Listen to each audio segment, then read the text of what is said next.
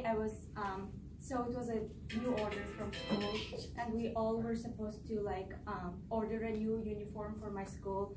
And me and my mom, we went and we were like, okay, I'm gonna order this new uniform for school. So we went to the tailor's place, like we ordered the uniform, and like after 3 days I was supposed to pick it up.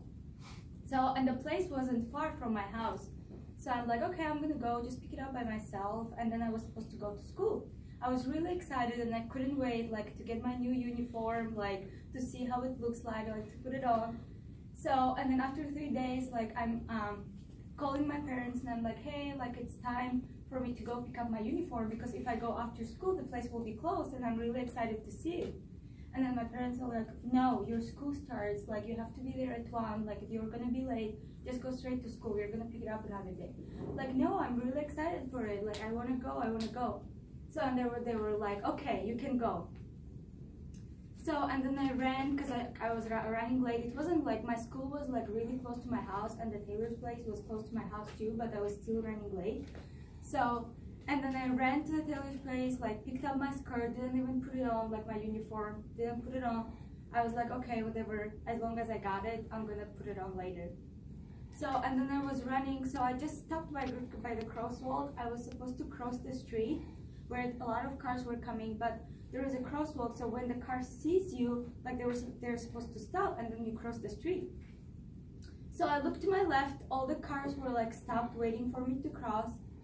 And once I remember, like once I got on the crosswalk and like the car just hit me. So it was like unexpected. So the driver stopped, I don't know what happened, but I think as I moved, he moved too. I don't know if he didn't see me or something like that happened. So it hit me, and I remember like I was just on the ground, and I remember being late to school. So I got up, I was holding my hand, and I'm like, okay, I gotta like keep going. Like I have to keep going because I have to go to school. So I got out and I'm like, okay, I have to go. Like, and everybody's like around me, no, we have to call the doctor. Like, what if you're like, you know, you damaged something? What if something is hurt? Like, you have to stay. Like, let's call the cops. Like, let's call the emergency and blah blah. I was like, no, I have to go to school. I'm running late. My parents are gonna be mad at me. So I got up and I just wanted to keep, and then no one like lets me. They're like, no, you have to stay. And then the driver is like, let me take you to the hospital. Let me take you to the hospital. And then I looked at him and I'm like, well, I was like 12 years old, or 12 or 13 years old at that time. And I'm like, okay, you can take me to the hospital. It was like stranger, like I don't even know him, like, you know, like I got it in the car like with a stranger, like I don't even know like where is he going to take me. So I was like, okay, well you can take me. And then I got in the car, and then so once he started driving, I'm like, and then he went like with like all those like streets like at the back of those houses like in the neighborhoods, like I didn't even know like what's going on. I'm like, oh my gosh. And I'm like just all the time like the entire time just holding my hand, and I'm like I don't even know like what's going on.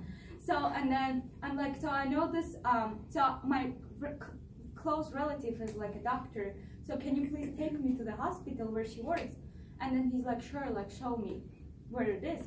So I like started like directing him, and I took him to the hospital. And then he's like, so by the time I was getting out, he's like, I really can't go with you because they might call the cops and everything, but please like don't tell anyone, like I have sick parents at home, like blah blah, and I can't, like if you call the cops, like they're gonna make a big deal out of it, and like please don't tell anyone. I was like, okay. So I got so I just wanted like to get away with it. I'm like, okay, go. I'm like gonna figure out everything on my own. So I went, and then I'm like in the hospital. I'm like, I really need like to see my relative. Like she's a doctor here. Like I think I'm hurt and everything.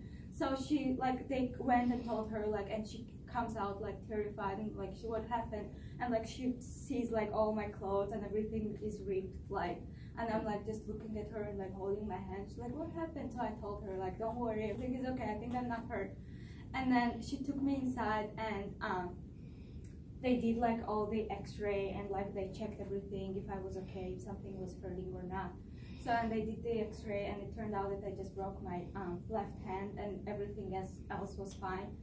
So and then I called my parents, and then my parents were like, what happened? So they were there in like a, you know, in no time. So they came in and they were like, well, so who was the person? Like, where did it happen? Like, what was the car? Do you remember?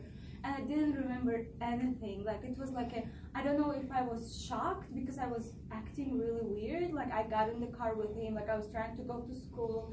Like, it was like, I think I was like really shocked and it was like super unexpected. So, and then they came in, but everything turned out okay. Like, I wasn't hurt too much. Like, it was only my hand. Thankfully, like, nothing like really bad happened and he didn't take me like anywhere crazy or something. So this is my story. Thank